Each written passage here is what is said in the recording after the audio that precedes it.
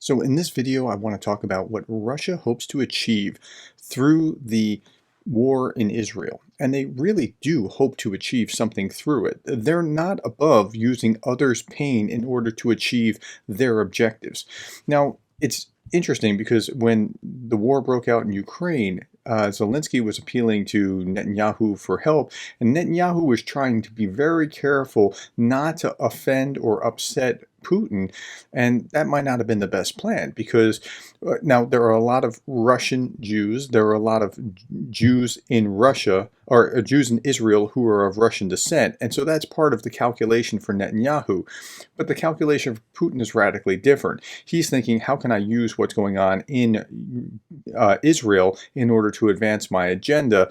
And well, okay, so to show you what I'm about to show you, I have to give you a lot of background information here before I explain at the end how this ties together with what Russia is doing or trying to manipulate in order to get their ends.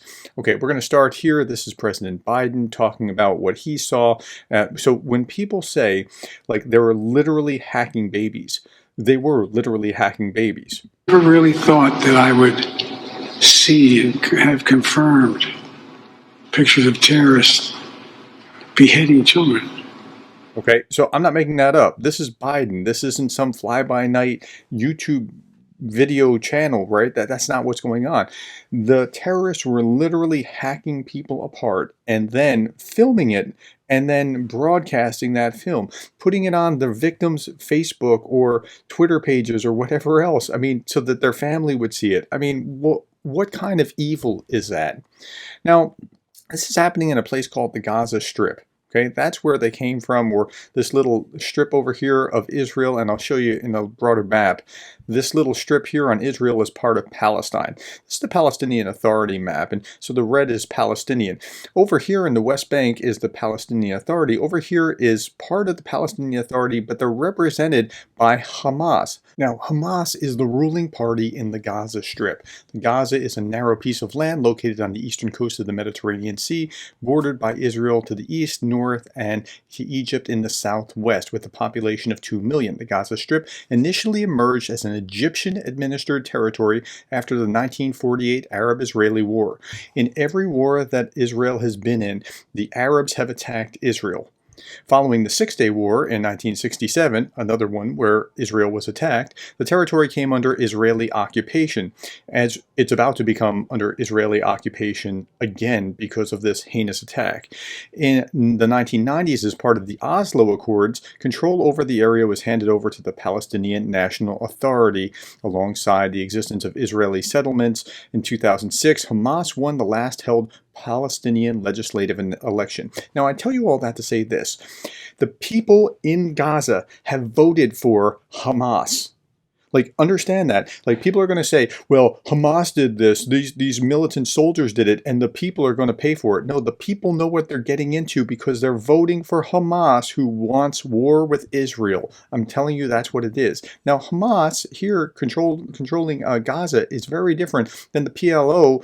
Who remember Yasser Arafat in the 80s and 90s?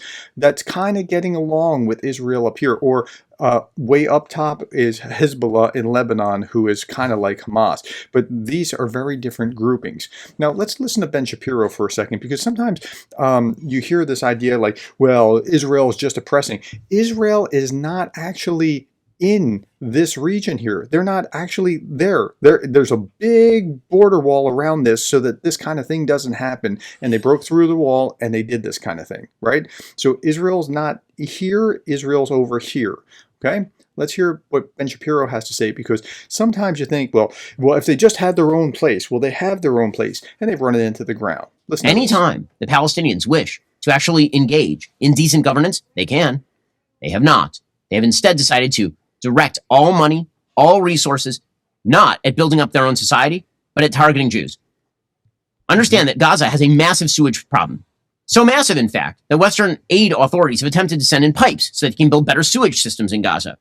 Those sewage pipes were then used by Hamas in order to generate rockets. They're repurposed and turned into rocket tubes. But, of course, it's Israel's fault, despite the fact that, again, no Jews live in the Gaza Strip. Ilhan Omar continues along these lines. Just as we honor the humanity of the hundreds of innocent Israeli civilians and 9 Americans who were killed this weekend, we must honor the humanity of the innocent Palestinian civilians who have been killed and whose lives are upended. Yes, this is both siding, and Hamas started this. They didn't need to do this, and then Hamas hides behind civilians in order to protect themselves. And you'll see an illustration of this in a moment. I feel horrible for those people as well. Israel does too, which is why Israel's trying not to kill those people, and Hamas is perfectly happy to station all of its rockets right behind apartment buildings. Palestinian residents of the West Bank have scarcely better lives than Gazans, with the routine destruction of their ancestral homes, destruction of their crops, and violent attacks. But I mean, this is all propagandistic nonsense. It really, really is. Routine destruction of their ancestral homes.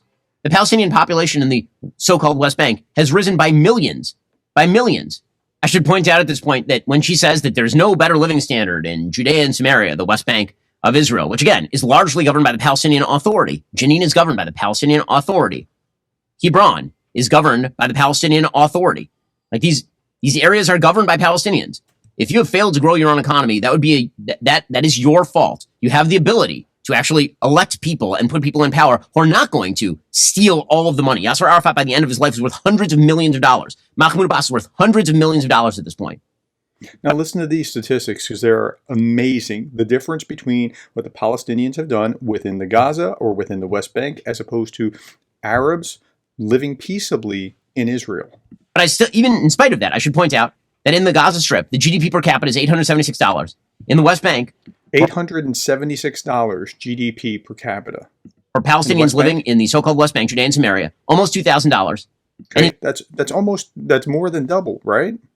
Israeli Arabs, the GDP per capita among Israeli Arabs, the GDP per capita in Israel is almost $60,000. For Israeli Arabs, it is a multiple.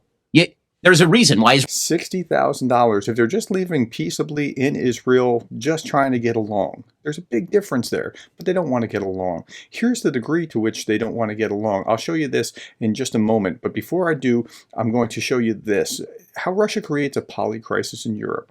So what Russia's goal is that they want them not to get along. They want to create a crisis. This came out a little while back, and it talks about all the other ways that Russia's creating crises, not just in Ukraine. There's a war in Ukraine. There's blockading the exports. Then there's control of food exports toward Africa, where Russians don't mind that there's going to be potentially starvation in Africa as long as they can get their political agenda in Ukraine. They don't mind that there's an information war in much of Europe or the United States. They don't mind that there's an energy crisis in Europe. They don't mind that all these other things are happening, and that includes what's going on in Israel right now, which is just icing on the cake from their perspectives. Now, here's Sergei Lavrov, and he has every incentive to want to inflame this and try to prolong it and make it more of a thing.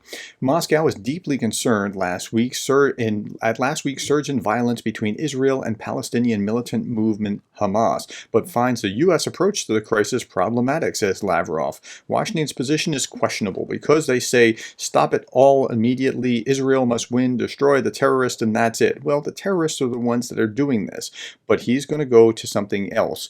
He's going to say, and never after the situation calmed down were there necessary efforts to remove the main cause undermining stability in the Middle East undertaken, he added, referring to the fact that Palestinians don't have a nation state. No, they do have joint governance in much of the area, but every time that they had more and more, they attacked Israel. And so Israel's borders have increased with every attack that the Arabs have inflicted on them, because they had to fight them off and then they expanded. So that's kind of what's been going on. Okay, now a little bit from Lavrov talking about this. Well, top of the agenda. Problem cannot be postponed any longer, and the UN decisions must be implemented.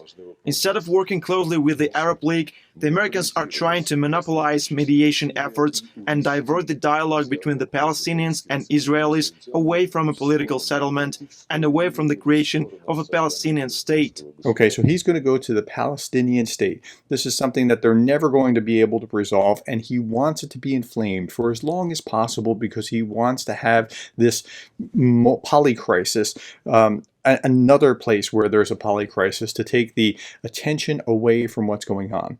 Now, I said it was terrorism. When you're hacking people up and then filming this because you think that it's good to film this and put this out on Arab media to show how awesome you are when you're doing destructive, evil things, that's a problem. Here's part of the problem, like, as well. So here is the Muslim world, and I show this again and again. The Jews only have this place to live in. Arabs have pretty much all, or Muslims have all kinds of land where they can go. But remember, after World War II, we said never again. The Jews were killed because they did not have a home state, a place where they could rally and defend themselves, and that's what Israel is. A little bit more. Russia and China urge renewal of Middle East peace talks. Well, how are they going to say this? This is the Russian permanent representative. My message is important to stop the fighting immediately. We're for peace. To go to a ceasefire and meaningful negotiations, which were stalled for decades. Well, he's talking about the two-state solution. Chinese ambassador is also in the meeting, position at the head of the meeting, urging the world to come back to the two-state solution. For its part, the United States demanded all 15 members condemn the heinous terrorist attacks committed by Hamas. Now, that seems like a pretty reasonable solution, that you condemn that kind of thing, but they're saying in RT that this is not a reasonable way of approaching this. You got to get to the real issue from that. For them, the way they see it is something that's going to prolong the struggle, because again, they want to prolong the poly crisis and make it more difficult so that they can achieve their objectives. Now, achieving their objectives by this means, whether it is the Arabs hacking their opponents to pieces, or whether it is Russians making millions starve in Africa, or freeze out with energy, or whatever. This is terrorism. This is the unlawful use of violence and intimidation, especially against civilians, in the pursuit of political aims. That's the very definition of terrorism. And if you want to know how this actually works out, like, look at this. This is some time ago. You remember this guy, Julia Davis showed this guy on April 13th. Remember him? He was saying that, yeah, let's just drown these Ukrainian children. Well, we see the same kind of moral bankruptcy here. This is one soldier cut off the head of another soldier. He wants us to be ashamed and horrified of ourselves. Do I condemn our guys? No, and I never will. And we have to win at any cost. Now, he's talking about Russia. They're not that different between what's going on there and what's going on here. Now, earlier I said that people in the Gaza Strip voted for Hamas. They legitimately, clearly did by a majority, because they want this kind of fight. They may not have wanted the particulars, but they wanted this governance that gave us this situation. This Father of the Year is illustrative of the problem here. This is a father sending his son to be shot by Israeli soldiers. You're not going to see anybody get shot. Just watch this video and you'll understand how the thinking is in Palestine. They're willing to sacrifice their own families, their own children, in order to get what they're trying to get to. This is nuts. Go over there. Go, go, go. Shoot him. Shoot him. Go over there. Don't be afraid. Go over there. Let them shoot you. Let them kill you. Raise the flag and let them shoot you. Raise it. Raise it. And of course, the Israeli soldiers aren't going to shoot a little kid. Let them kill him. Shoot him as he's filming this. Right? He's filming this for propaganda value so that he can put this on video in the Arab world about just how terrible the Israeli soldiers are. Pick up a rock. Throw a rock. Don't be afraid. Throw it. And he's like, throw it where? This rock? Oh, let me run over here. And he's throwing it. This is what they're teaching their children. And as long as that goes on, we're going to have this kind of conflict unless it's contained or stamped out. So that's what Israel's up against. Now, there is some good news that comes out of this. The Army Chief urges Congress to increase funding to meet both needs of Israel and Ukraine, and tying them together. In another article, we saw that the White House and lawmakers are weighing linking Ukraine and Israel aid. Another article I saw, and I can't find the article right now, but it's trying to link Ukraine aid, Israel aid, Taiwan aid, and the border funding. right? Tying all those together, so it's got to get approved and moved through.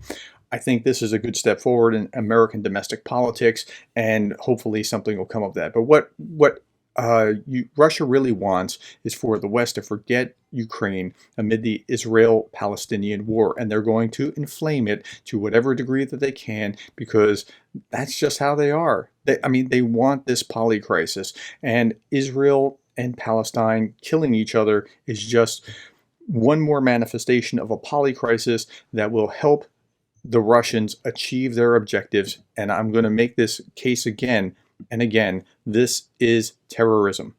This is the definition of terrorism. And that's what Russia's trying to inflame. All right, tell me what you think. Tell me if I'm off base. Tell me if you think I'm right, wrong, whatever.